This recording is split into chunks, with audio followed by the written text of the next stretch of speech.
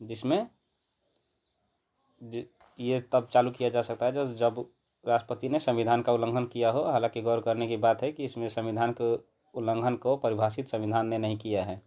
जिस तरह के क्वेश्चन एग्जाम में पूछे जा सकते हैं कि संविधान के उल्लंघन का परिभाषित किया गया है या नहीं। तो महाभियोग को संसद के किसी भी सदन से प्रारंभ किया जा सकता है, यानी लोकसभा या राज्यसभा किसी भी सदन से प्रारंभ हो सकता है, जिसके लिए ज़रूरी होती है कि 1/4 सदस्य जो जिस सदन में आरोप लगाए गए हैं, यानी संविधान का उल्लंघन का आरोप जिस सदन से लगाया गया है कि राष्ट्रपति ने संविधान का उल्लंघन किया है, उस सदन के 1/4 सदस्य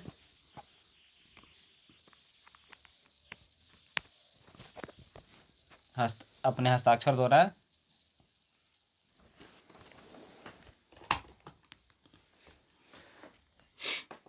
और राष्ट्रपति को 14 दिन की पूर्व नोटिस देनी होती है। महाभियोग का प्रस्ताव 2/3 बहुमत से पारित होने के पश्चात दूसरे सदन में भेजा जा सकता है, जिसकी इन आरोपों की जांच दूसरी सदन करती है। यदि राष्ट्रपति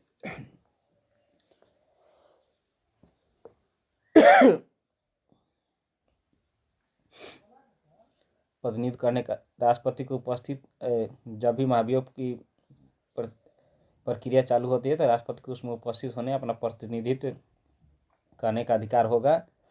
ये भी इम्पोर्टेंट लाइन हो जाता है। यदि दूसरा सदन जो भी आरोप लगाए गए हैं पहले सदन के द्वारा तो वो सही पाता है तो महाभियोग की प्रस्ताव 2/3 बहुमत से यदि पारित कर देता है तो पारित होने की तिथि से राष्ट्रपति को पद से हटना होगा। इस प्रकार देखते हैं कि महाभियोग की प्रक्रिया संसद की एक अर्धन्यायिक प्रक्रिया है। महाभियोग की प्रक्रिया में ध्यान देने जो बात है जो निम्नलिखित है, दोनों सदनों के नामांकित सदस्य जो हैं राष्ट्रपति के चुनाव में भाग नहीं लिया था वो महाभियोग में भाग लेते हैं, यानी nominated person from Lok Sabha and Rajya Sabha इसमें भाग लेते हैं राष्ट्रपति के महाभियोग की प्रक्रिया में।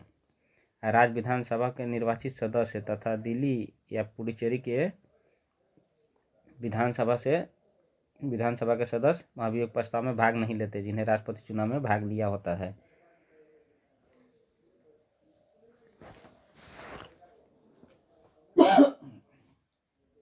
ये राष्ट्रपति के पद की रेखा 5 प्रकारों से हो सकता है। पहला 5 वर्षीय कार्यकाल होता है, उसका दूसरा उसके त्याग पत्र पर उसके पद से हट सकता है। महाभियोग की प्रक्रिया द्वारा पद से हटाने का प्रावधान है या उनकी आकस्मिक मृत्यु होने पर या मृत्यु हो जाने पर किसी भी तरह से। 5वां है यदि वह पद ग्रहण करने की एलिजिबिलिटी को नहीं रखता हो अथवा निर्वाचन अवैध घोषित किया गया हो। राष्ट्रपति की शक्तियाँ और कर्तव्य देखें तो इसमें लगभग 7 प्रकार की राष्ट्रपति को शक्तियाँ प्राप्त है। पहला कार्यकारी शक्तियाँ, दूसरा विधायी शक्तियाँ, तीसरा वित्तीय शक्तियाँ, चौथा न्यायिक शक्तियाँ, 5वां कूटनीतिक शक्तियाँ, 6ठा सैनिक शक्तियाँ और 7वां आपातकालीन शक्ति है। राष्ट्रपति की कार्यकारी शक्तियाँ निम्न प्रकार से हैं।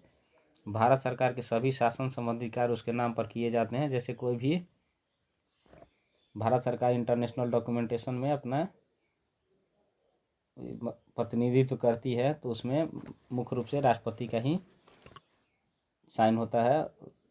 गैजेट जितने भी प्रकाशित होते हैं उसमें राष्ट्रपति के ही साइन और मुहर लगे होते हैं। दूसरी शक्तियाँ वह नियम बना सकता है ताकि उनके नियम उनके ही नाम पर आदेश और अनुदेश वैध होते हैं। तीसरा है केंद्र के प्रशासनिक कार्य विधायिका के प्रस्ताव से संबंधित जानकारी की मांग प्रधानमंत्री से कर सकता है। राष्ट्रपति प्रधानमंत्री से किसी भी निर्णय का प्रतिवेदन भेजने के लिए कह सकता है जो किसी भी मंत्री द्वारा लिया गया हो परंतु पूरी मंत्रिपरिषद ने उसका अनुमोदन नहीं किया हो। यानी एक तरह से देखा जाए तो मनी बिल के बारे में पर्सनल बिल जो होता है व्यक्तिगत बिल जो उसके लिए दिया गया ताकि इससे मोटिवेटेड रहे पर्सन। दूसरा है वह अनुसूचित जाति, अनुसूचित जनजाति और पिछड़े वर्गों के लिए आयोग की नियुक्ति कर सकता है। वह केंद्र राज्य तथा उसके लिए अंतर्राष्ट्रीय परिषद की नियुक्ति कर सकता है। यानी किसी भी तरह का डिस्प्यूट होता है राज्यों के बीच में तो उसके लिए अंतर्राज्यीय परिषद की नियुक्ति राष्ट्रपति करता है। वह स्वयं द्वारा नियुक्त प्रशासकों को केंद्र के द्वारा तथा केंद्र शासित राज्यों का प्रशासन सीधे संभालता है। यानी जैसे कि कोई भी राज्य, जैसे पुडुचेरी, दिल्ली या कोई भी राज्य का है राज्यपाल, तो उसके अधीन ही या उसी के मातहत ही काम करते हैं। नेक्स्ट है 8वां, वह किसी भी क्षेत्र को अनुसूचित क्षेत्र घोषित कर सकता है। उसे अनुसूचित क्षेत्रों या जनजातीय क्षेत्रों के प्रशासन की शक्तियाँ प्राप्त है। ये पॉइंट बहुत महत्वपूर्ण हो जाता है क्योंकि बार बार एग्जाम में पूछते हैं कि अनुसूचित क्षेत्र घोषित करने की किसके पास अधिकार है, जिसमें से ऑप्शन दे देता है राज्यपाल, राष्ट्रपति, मुख्यमंत्री तथा अन्य कोई, मान लीजिए प्रधानमंत्री, तो उसका करेक्ट आंसर होगा राष्ट्रपति। राष्ट्रपति की विधायी शक्तियाँ हैं। राष्ट्रपति भारतीय संसद का एक अभिन्न अंग होता है, जिसके साथ साथ लोकसभा तथा राज्यसभा भी संसद का अभिन्न अंग है। राष्ट्रपति की विधायी शक्ति अगर देखें तो यह संसद की बैठक बुला सकता है अथवा उस समय के लिए स्थगित कर सकता है। लोकसभा को विघटित कर सकता है। वह संसद को संयुक्त अधिवेशन का आह्वान कर सकता है, जिसकी अध्यक्षता लोकसभा अध्यक्ष करता है। वो प्रत्येक नए चुनाव के बाद प्रत्येक वर्ष संसद के प्रथम अधिवेशन को संबोधित कर सकता है। यानी जब भी हमारा नेक्स्ट ईयर स्टार्ट होता है, बजट ईयर, उससे पहले ये अधिवेशन को संबोधित कर सकते हैं। अब जब भी चुनाव होता है, ये नहीं कि पहले ही 5 वर्ष के लिए या कभी भी मिड चुनाव इलेक्शन होते हैं, उसके बाद भी जब भी सरकार बनती है उसका प्रथम अधिवेशन राष्ट्रपति ही संबोधित करते हैं। वह संसद में लंबित किसी विधेयक अथवा किसी संबंध में संसद को संदेश भेज सकता है। यदि लोकसभा के अध्यक्ष या उपाध्यक्ष दोनों का पद रिक्त होता है तो लोकसभा के किसी भी सदस्य के सदन का अध्यक्षता सौंप सकता है। वैसे ही राज्यसभा में यदि सभापति या उपसभापति नहीं हो या उसकी अनुपस्थिति हो तो उस समय उसकी राज्यसभा का सभापतित्व किसी भी उस सदन के सदस्य को सौंप सकते हैं। राष्ट्रपति व साहित्य, कला, विज्ञान, समाज सेवा से जुड़े अथवा जानकार व्यक्तियों में से 12 सदस्यों को राज्यसभा के लिए मनोनीत कर सकता है। राष्ट्रपति चुनाव आयोग से परामर्श कर संसद सदस्यों की निर्भरता के प्रश्न पर निर्णय करता है। विधेयक संसद द्वारा पारित होकर राष्ट्रपति के पास भेजा जाता है। वह विधेयक पर अपनी स्वीकृति देता है अथवा विधेयक पर स्वीकृति सुरक्षित रखता है, अथवा विधेयक को यदि धन विधेयक नहीं होता है तो संसद को पुनर्विचार के लिए लौटा देता है। हालांकि ध्यान देने योग्य बात है कि यदि संसद ने उस विधेयक को संशोधन किए बिना या संशोधन करने के साथ पुनः पारित करती है तो राष्ट्रपति को अपनी सहमति देनी ही होती है। राज्य विधानसभा द्वारा पारित किसी विधेयक को देखें तो राज्यपाल जब राष्ट्रपति के विचार के लिए सुरक्षित रखता है, यानी राज्य विधानसभा में पारित किसी विधेयक को राज्यपाल जब राष्ट्रपति के लिए सुरक्षित रखता है तब राष्ट्रपति के पास निम्न शक्तियाँ प्राप्त होती है। उसमें वह राष्ट्रपति विधेयक को स्वीकृति दे सकता है अथवा विधायिका विधेयक को पुनः राष्ट्रपति की सहमति के लिए भेजती है तो राष्ट्रपति स्वीकृति देने के लिए बाध्य नहीं होता है। यानी जिस तरह से संसद में देखें तो जब संसद पुनः विधेयक को पारित करती है और सहमति के लिए भेजती है तो राष्ट्रपति उसको सहमति देने के लिए बाध्य होते हैं, जबकि विधानसभा द्वारा पारित विधेयक के लिए ये जरूरी नहीं है कि राष्ट्रपति उसकी स्वीकृति देने के लिए बाध्य हों। वह संसद के सत्रावधान की अवधि में अध्यादेश जारी कर सकता है। अनुच्छेद 123 के तहत देखें तो वह अध्यादेश जारी कर सकता है और अध्यादेश इम्पोर्टेंट मुद्दों पर ही जारी किए जा सकते हैं। ये तब जारी किए जा सकते हैं जब संसद के दोनों सदन यानी लोकसभा या राज्यसभा या किसी एक भी सदन के अगर कार्य में नहीं है या संसद सदन चल नहीं रहा है, उस समय इस अध्यादेश को जारी किया जा सकता है, क्योंकि सदन से किसी भी नियम को बनाने के लिए दोनों सदनों की सहमति आवश्यक होती है। तो इसमें से कोई भी यदि एक सदन सत्र में नहीं है तो अध्यादेश जारी किया जा सकता है राष्ट्रपति के द्वारा। 10वां देखें तो अध्यादेश संसद के पुनः बैठक के 6 हफ्ते के भीतर संसद द्वारा अनुमोदित करना आवश्यक हो जाता है। वह किसी आदेश को किसी भी समय वापस ले सकता है। यानी देखें तो जो भी हमारे पहले जो अध्यादेश के द्वारा राष्ट्रपति ने अध्यादेश को पारित किया था संसद से, तो 6 हफ्तों के यानी जैसे ही दोनों सदन चालू होता है तो 6 हफ्ते के भीतर इस विधेयक को संसद द्वारा अनुमोदित कराना आवश्यक हो जाता है। ये ध्यान देने योग्य बात है कि इस बीपीएससी के एग्ज़ाम में कभी कभी 6 हफ्तों के भीतर यानी लगभग 42 डेज ये डेट भी पूछ देता है कि कितने हफ्ते या कितने दिन के भीतर अध्यादेश को वापस लेने की यानी अनुमोदित करने की शक्ति राष्ट्रपति संसद के पास होती है।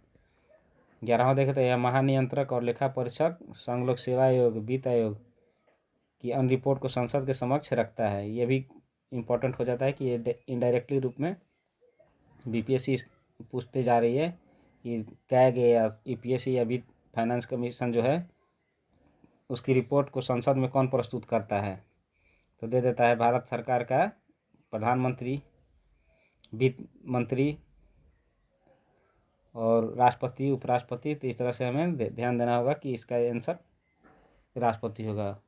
12वां अंडमान निकोबार द्वीप समूह लक्षद्वीप, दादरा नगर हवेली, दमन दीव में शांति, विकास और सुशासन के लिए विनियम बना सकता है, परंतु केवल तभी जब वह विधानसभा निलंबित हुआ या विघटित अवस्था में हो। यानी जब विधानसभा कार्य नहीं कर रहा, उस स्थिति में राष्ट्रपति उसके लिए सुशासन के लिए और विकास के लिए नियम बना सकते हैं। राष्ट्रपति की वित्तीय शक्तियों में देखें तो राष्ट्रपति के निम्न वित्तीय शक्तियाँ प्राप्त है। धन विधेयक राष्ट्रपति की पूर्व अनुमति से ही संसद में प्रस्तुत किया जा सकता है। वह वार्षिक वित्तीय विवरण यानी केंद्रीय बजट को संसद के समक्ष रखता है। यानी प्रत्येक वर्ष जब भी केंद्रीय बजट पारित किया जाता है तो राष्ट्रपति के द्वारा ही जारी किया जाता है। पहली बार रखा जाता है संसद में। अनुदान की कोई भी मांग उसकी सिफारिश के बिना नहीं की जा सकती है। राष्ट्रपति के अनुमोदन के बिना या सिफारिश के बिना अनुदान की कोई भी मांग इसमें सिफारिश के बिना नहीं की जा सकती है। वह भारत के आकस्मिक निधि से किसी अदृश्य व्यय हेतु अग्रिम भुगतान की व्यवस्था कर सकता है। यानी कभी भी इमरजेंसी आती है तो उसके लिए किसी भी धन की आवश्यकता होती है तो उसकी व्यवस्था राष्ट्रपति कर सकता है। जैसे मान लीजिए कि किसी से कंट्री से इंटरनल यानी देश के अंदर इंटरनल डिस्टर्बेंस हो या किसी देश के साथ हमारी युद्ध की परिस्थितियाँ उत्पन्न हो जाती है, उस स्थिति में राष्ट्रपति आकस्मिक निधि जारी करता है जिसकी अग्रिम भुगतान की व्यवस्था राष्ट्रपति के पास होती है, जो कि मतलब केंद्रीय बजट में पहले से अनुमोदित नहीं किया गया होता है। वह राज्य केंद्र के मध्य राजस्व के बंटवारे के लिए प्रत्येक 5 वर्ष में वित्त आयोग का गठन करता है। यह भी क्वेश्चन पूछा जाता है इनडायरेक्टली कि वित्त आयोग का गठन कितने वर्ष में किया जाता है और इसको कौन गठित करता है। तो इसका 2 क्वेश्चन का आंसर हो जाएगा। राष्ट्रपति इसकी गठन करते हैं और 5 वर्षों के लिए इसका वित्त आयोग का गठन किया जाता है।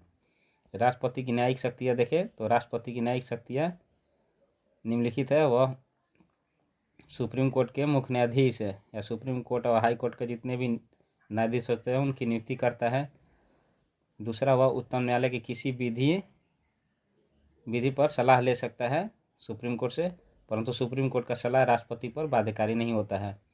वह किसी अपराध को दोष सिद्धि किस व्यक्ति को दंडादेश की निलंबित, माफ़ी, परिवर्तित कर सकता है या दंड को क्षमादान, प्राणदंड, राहत या माफ़ी प्रदान कर सकता है।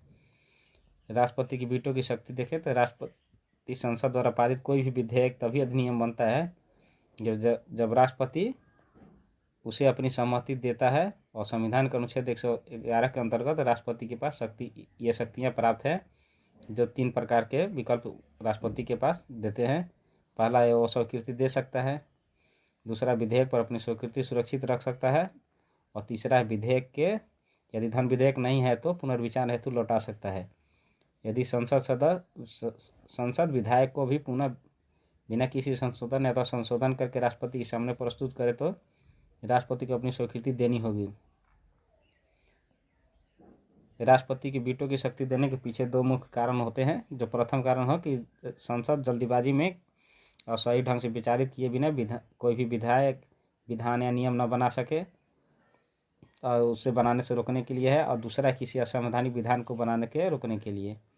इस तरह से हम लोगों ने देखा कि एक शॉर्ट टर्म में कि राष्ट्रपति किस तरह से हमारे लिए कार्य करते हैं और इनका हमारे एग्ज़ाम के लिए किस प्रकार से उपयोगी है। आज के लिए बस इतना ही। Thank you very much.